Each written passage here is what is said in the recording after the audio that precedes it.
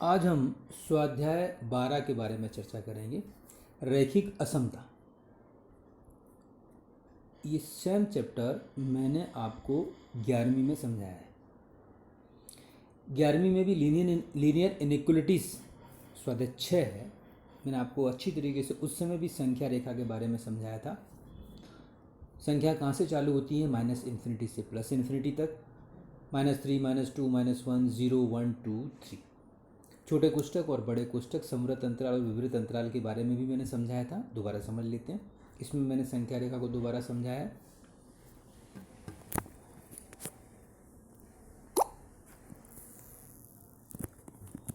यदि x belongs to 2 to 5 है छोटे अंतराल में, तो इसका मतलब ये होता है कि 2 < x < 5।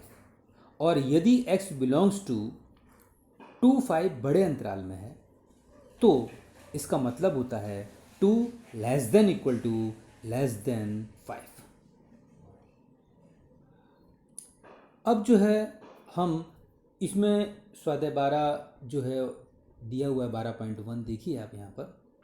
और इसमें क्वेश्चन नंबर जो है वो फर्स्ट दिया हुआ है, x + 2y < 8।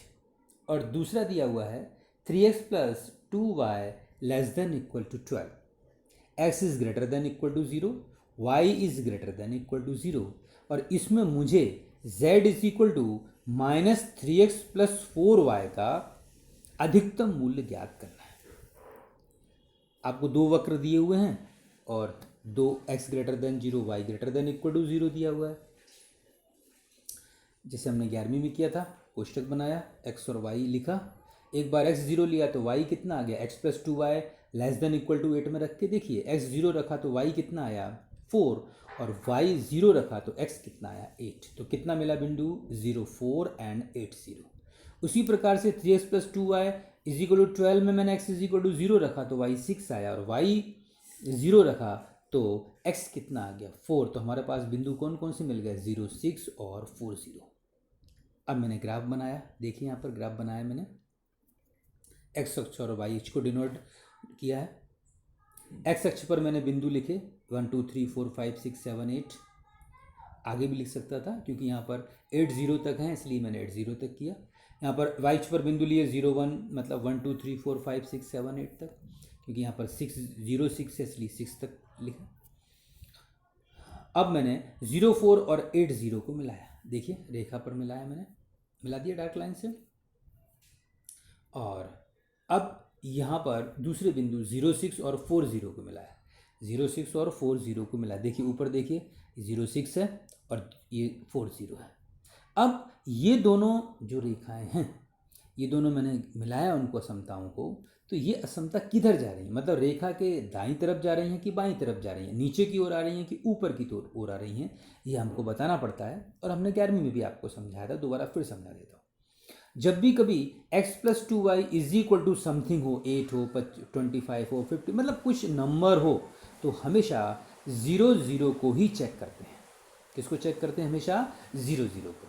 आप देखिए, यदि मैं x 0 और y 0 रखूँगा, अब देखिए यहाँ पर x 0 और y 0 लिया, तो 0 + 0 कितना होता है? 0। क्या 0 8 से छोटा है? बिल्कुल छोटा है। इसका मतलब है कि हमारा जो ग्राफ है किधर जाएगा? हमारा ग्राफ नीचे की तरफ जाएगा ना। देखिए मैंने उसको एरो से भी डिनोट करते हैं, पर नीचे देखिए मेरे एरो बने हुए। उसी प्रकार से यहाँ पर देखते हैं कि ये वाला जो ग्राफ है, ये अब दूसरा क्या है अपने पास? 3x + 2y सेम सिचुएशन है यार। तो 3 में 0, x 0 रखा, y 0 रखा, 0 + 0 कितना हुआ? 0। क्या 0 12 से छोटा है? यस, 12 से 0 से छोटा। इसका मतलब y भी, मतलब ये वाला भी लाइन के किस तरफ गया? नीचे तरफ। आप देखिए मैंने दोनों तरफ नीचे तरफ डैश डैश डैश मारा है। x ग्रेटर देन 0 दाईं तरफ जाएगा, y ग्रेटर देन 0 ऊपर तरफ जाएगा। तो आप देखिए ये जो मैंने छायांकित भाग बनाया है, वह छायांकित जो भाग है वह फेस एरिया कहलाता है। क्या कहलाता है? फेस एरिया, मतलब हल समुच, मतलब जहाँ पर हमें सारी कीमतें मिलती हैं। इसका मतलब अब इन वक्रों का मुझे जब पूरा ज्ञात करना है कि भाई ये कहाँ कहाँ है और ये इनका फेस एरिया कहाँ पर, और फेस एरिया पर कौन कौन से बिंदु हैं, तो एक बिंदु तो मुझे फिक्स हो गया 0, 0। दूसरा बिंदु फिक्स हो गया 40, तीसरा बिंदु फिक्स हो गया 04, लेकिन चौथा बिंदु ज्ञात करने के लिए मुझे, क्योंकि छेद बिंदु तो ज्ञात करना पड़ेगा ना, ये चौथा बिंदु ज्ञात करने के लिए मुझे मालूम है ये दोनों रेखाएं कहाँ पर प्रतिच्छेद कर रही हैं। इसके लिए मैंने, आप देखिए एरो का निशान बना हुआ है और ग्राफ के राइट हैंड साइड पर मैंने इन दोनों वक्रों को, समीकरणों को सरल किया है। x + 2y = 8, 3x + 2y = 12, minus सरल किया तो -2x = -8, x = 4, 4 + 2y = 2y, y = 2। तो बिंदु कितना हो गया आपका 4 और 2। तो हमारे पास एक बिंदु ये बिंदु मिल गया 4, 2। तो हमारे पास फेस एरिया में कितने बिंदु आ गए 0, 0। देखिए मैंने एक ब्रैकेट बनाया, उस ब्रैकेट में मैंने बिंदु लिखा है और z = -3x + 4y की वैल्यू निकालने के लिए मैंने एक ब्रैकेट तैयार किया। देखिए नीचे लिखा 0, 0। बिंदु कौन कौन से आ गए, देखिए 0, 0, 0, 4। फेस एरिया पर देखिए ना, फेस एरिया पर देखते जाइए, 0, 0, 0, 4, 4, 0 और कितना मिला आप देखिए यहाँ पर 8, 0 मिला कि नहीं मिला यहाँ पर। और यहाँ पर क्या मिला आपको, ये -2, ये कितना मिला। हमको हमेशा कौन सी कीमत ज्ञात करनी है, इसकी जो कीमत है वो हमारे पास ये 8, 0 नहीं है, ये 4, 0 है। क्या हमारे पास यहाँ पर 4, 0 है, आप इसको लिख लीजिए अलग तरीके से। तो 4, 0 पर कितनी कीमत आई इसकी, 4, 0 पर कितनी कीमत आएगी यहाँ पर -12। ये भूल से 8, 0 लिखा है, इसकी जगह पर क्या लिखिए आप 4, 0। नीचे का सबसे नीचे का बिंदु देखिए ग्राफ में, इस ग्राफ में भी देखिए, फेस एरिया में देखिए, फेस एरिया में कौन सा बिंदु आ रहा है 4, 0। तो x की जगह पर 4 रखिए तो 4 तिया 12। तो x = -24 के प्लेस पर आप यहाँ पर क्या लिखिए -12। ओके, तो यहाँ पर हमारे पास जो है वो कौन कौन से मान आ गए 0, 16, -4 और -12। लेकिन हमको तो अधिकतम मूल्य ज्ञात करना है, इसलिए अधिकतम मूल्य कितना हो गया आपका 16। फिर मैं दोबारा याद दिला रहा हूँ आपको कि जो लास्ट वाला बिंदु है वो 8, 0 नहीं है, कितना है 4, 0 है। और उस पर कीमत -24 नहीं मिलेगी, कितनी मिलेगी -12। चूंकि मुझे न्यूनतम मूल्य नहीं ज्ञात करना था इसलिए शायद मेरे ध्यान में नहीं आया, लेकिन मुझे अधिकतम मूल्य ज्ञात करना था, इसलिए अधिकतम मूल्य हमें जो ज्ञात करना था वो कितना हो गया आपका 16। अब उसी प्रकार से क्वेश्चन नंबर 5 देखिए, z = कितना है 3x + 2y है, x + 2y और हमारे पास कौन कौन से दिए हुए हैं x + 2y ≤ 10, 3x + y ≤ 15, x > 0 और y > 0। वही ब्रैकेट बनाया मैंने, बिंदु रखे x y 0, 0, x 0 लिया, y कितना आया 10, y 5 आया, y 0 लिया तो x कितना आ गया 10। तो बिंदु कौन कौन से हो गए 0, 5 और 10, 0। दूसरा मैंने एक्स वाई लिया, 0, 0 रखा, x 0 रखा, y कितना आया 15, y 0 रखा, x कितना आया 5। तो कितना हुआ 0, 15 और 5, 0 लिख दिया। चलिए अब हम ग्राफ बनाया, आप देखिए ग्राफ मैंने बना दिया है। यहाँ पर x अक्ष बनाया, y अक्ष बनाया। हमको लास्ट वाला x अक्ष पर बिंदु 10 जो है वो सबसे बड़ा है, तो मैंने कहाँ तक ग्राफ बनाया, कहाँ तक बिंदु बनाया 1, 2, 3 से लेके 10 तक। ऊपर देखिए 0, 15 है तो मैंने कहाँ तक बनाया 1, 2, 3, 4 से लेके कहाँ तक बना दिए 15 तक, 0, 15 कर दिए मैंने। तो 0, 5 और 10, 0 कर दिया, 0, 15 और 5, 0 कर दिया। अब मैंने इन दोनों को सबसे पहले 0, 5 और 10, 0 को मिला। देखिए 0, 5 और 10, 0 को वक्र रेखा जा रही है मिलती हुई। फिर मैंने दूसरा 0, 15 और 5, 0, देखिए 0, 15 बिंदु ऊपर है और नीचे 5, 0 है, दोनों को मिला दिया। चलिए अब हम ये चेक करते हैं कि ये जो हमने जो लाइन बनाई है वो हमारा जो फेस है, हमारे जो प्रदेश है किधर है, ऊपर की तरफ जाएगा कि नीचे की तरफ जाएगा। मैंने रख के देख लिया, मैंने आपको बताया था कि यदि x + y बराबर कुछ भी हो, चाहे 10 हो 15, नंबर होना चाहिए 0 के अलावा, तो हमेशा हम 0, 0 को ही चेक करते हैं। तो मैंने 0, 0 को चेक किया, एक बार x 0 रखा, एक बार y 0 रखा, तो x 0 + 0 कितना हुआ 0। क्या 0 10 से छोटा है? यस। इसका मतलब है कि इनका जो प्रदेश है वो किधर जाएगा, नीचे की तरफ जाएगा। उसी प्रकार से मैंने 3x + y <= 15 को लिया, क्या मिला x > क्या x 0 लिया, y 0 लिया, 0 + 0, ये भी कितना है 0 से 15, मतलब छोटा ही है ना। इसका मतलब ये भी किधर आएगा, इधर आएगा। तो दोनों को क्या मिला x <= 0, चलो राइट हैंड साइड में, y <= 0, ये भी ऊपर की तरफ, चला गया नहीं। तो आप देखिए ये जो छायांकित भाग मैंने बनाया है उसे हम क्या बोलते हैं, फेस एरिया। तो अब ये जो फेस एरिया है इस पर हमको कौन कौन से बिंदु मिल गए, 0 0, देखिए आप 0 0 5 और 5 0, ये तीन ये जो बिंदु हैं वो तो मुझे मिल गए।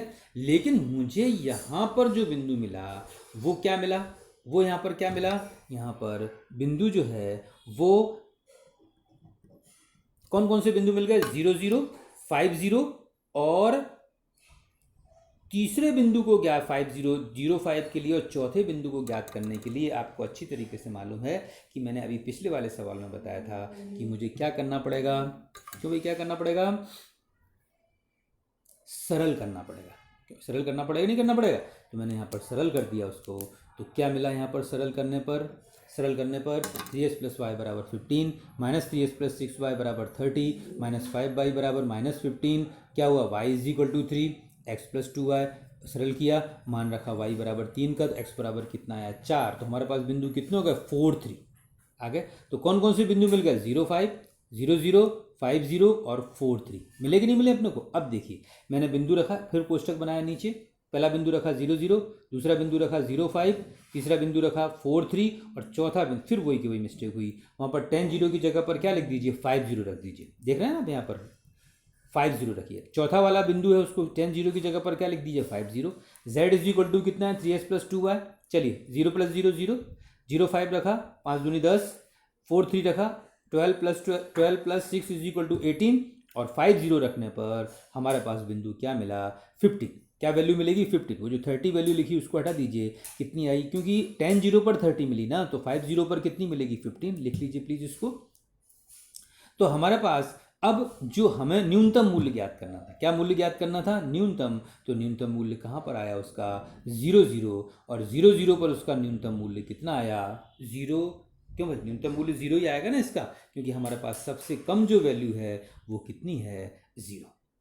अगर इसका अधिकतम मूल्य पूछा जाता तो अधिकतम मूल्य कितना आता, 18, और कौन से बिंदु पर आता, 4 और 3 पर। अब उसी प्रकार से हम क्वेश्चन नंबर जो है वो किसकी तरफ बढ़ेंगे, 7 की तरफ। 7 बहुत अच्छा क्वेश्चन है, क्योंकि इसमें देखिए हम इस चैप्टर में सिर्फ 2 ही प्रकार के क्वेश्चन हैं। एक तो 2 वक्र दिए हुए हैं और एक 3 वक्र दिए हुए हैं। तो मैंने 2 वक्रों वाले तो आपको 2 सवाल क्वेश्चन कर दिए, और 2 वक्र वाले जो हैं, 3 वक्र वाले सिर्फ 2 ही क्वेश्चन है, उसमें से मैं एक आपको अच्छी तरीके से समझा देता हूँ। बाद बाकी इस चैप्टर में कोई क्वेश्चन है ही नहीं। तो प्रश्न नंबर 7 देखिए, x + 2y <= 120, x + y > 60, x - 2y > 0, x और y दोनों किससे बड़े हैं, 0। वो तो आपको मालूम है कि x और y दोनों 0 से ही बड़े हम रखते हैं हमेशा, मतलब राइट हैंड साइड पे ही, और पहले चरण में ही सारे के सारे छायांकित प्रदेश या उसका फेस एरिया आता है। तो मैंने x + 2y > 120 में x 0 रखा तो y 60 आया, y 0 रखा तो x 120 आया। बिंदु कितने मिल गए, 0 60 एंड 120 0। इसी प्रकार x + y > 60 में x 0 रखा तो y 60 आया, y 0 रखा x 60 आया, तो कितना हुआ, 0 60 और 60 0। अब अब ये नई चीज़ आई जो मैं समझाना चाहता हूँ आपको, कि यदि x - 2y या कुछ भी x + y बराबर 0 हो, मतलब > 0 हो, अंक ना हो, 1 2 3 की जगह पर सिर्फ 0 आवे, तो ऐसे क्वेश्चन, ऐसे उसको सरल करने के लिए मैं ब्रैकेट में x 0 और एक बार x 0 लूँगा, लेकिन दूसरी बार फिर y 0 कभी नहीं लूँगा। एक बार x 0 लिया मैंने, x 0 ले लो या y 0 ले लो, जो भी ले लो, तो हमेशा पहला बिंदु क्या आ गया, 0 0 आ गया। क्योंकि आपको मैंने जब 11वीं में पढ़ाया था तो रेखाओं के बारे, रेखा उगम बिंदु से गुजरती रेखा का समीकरण क्या होता है, y = mx, उसमें c नहीं होता है। वैसे जनरली रेखा का समीकरण क्या होता है, y = mx + c या ax + by + c = 0। But when B, लेकिन जब वो रेखा उगम बिंदु में से होकर गुजरती है तो x और y की जगह पर 0 रखने पर तो c अपने आप क्या हो जाता है, 0। इसलिए उगम बिंदु में से होकर गुजरने वाली रेखा में c नहीं होता। इसलिए देखिए यहाँ पर x - 2y > 0 मतलब c नहीं है, इसलिए पहला बिंदु तो 0 0 फिक्स है। अब y और x, अब दूसरे बिंदु ज्ञात करने के लिए आपको छूट रहती है, आप जो भी कीमत चाहो वो ज्ञात कर रख सकते हो। जैसे मैंने x = 60 रखा, तो जब x इज इक्वल टू 60 रखा तो 60 उधर गया तो 2y इज इक्वल टू 60 हो गया, तो y इज इक्वल टू कितना हुआ 30, तो बिंदु कौन सा आ गया 60 और 30। यदि आपकी इच्छा होती है तो आप बोले 80 रखना है साहब मुझे, तो मैंने x 80 रखता तो y कितना आता 40, तो 80 40 हो जाता। ठीक है, इसलिए उसकी टेंशन मत लीजिए आप, सिर्फ कोई भी मान रख दीजिए x का और y का मान आपको अपने आप मिल जाएगा, समीकरण में रखना है। मैंने ग्राफ बनाया, x अक्ष बनाया, y अक्ष बनाया। देखिए यहाँ पर अब मैंने तीनों जो वक्र उनको हमने रिप्रेजेंट किया, मतलब निर्देशित किया। देखिए पहला है 060 और 120। देखिए पहली लाइन मैंने 060 और 120 को सीधा मिला दिया, देखिए यहाँ पर मिल गया। दूसरा मैंने किसको मिलाया 060 और 60। देखिए यहाँ पर ये 060, क्योंकि 060 उसमें भी था, इसलिए दोनों लाइन एक ही बिंदु से होकर गुजरती हैं 060 और 60 पर। देखिए दिख रहा है ना आपको। चलिए अब तीसरा हमारे पास कौन सा है 00 तो आपका उगम बिंदु होता है, वो तो आपको मालूम ही है। और 60 30, तो 60 और 30 को लिया, इसको मिला दिया। ये देखिए अब मैंने आपको बताया था पिछली बार कि हमको यदि फेस एरिया देखना है तो हमको ये पता करना पड़ेगा कि भाई ये बिंदु, ये सभी की सभी रेखाएं और उनके प्रदेश कहाँ कहाँ पर एक भेगे होते हैं, मतलब एक साथ मिलते हैं। देखिए पहला x plus 2y less than, मैंने तुरंत के तुरंत 0 रखा, x 0 रखा, y 0 रखा, 0 प्लस 0 0 आ गया। क्या 0 120 से छोटा है? यस, तो वो कहाँ की चला गया, उगम बिंदु की तरफ चला गया कि नहीं चला गया। देखिए अब दूसरा क्या है, x plus y greater than equal to 60। चलो x 0 रखा, y 0 रखा, 0 प्लस 0 कितना हुआ 60। क्या 0 60 से बड़ा? नहीं, तो बस वो उगम बिंदु की तरफ नहीं गया, वो कहाँ चला गया, ऊपर की तरफ चला गया। देखो मैंने ऊपर की तरफ इंगित किया, उसको किया कि नहीं किया। अब तीसरा आया कौन सा, ये तीसरा x minus 2y is equal to 0। अब ऐसे में हम, आप जो चाहें आप इसको बिंदु को रख के देख लीजिए, किसी भी बिंदु को रख के देख लीजिए।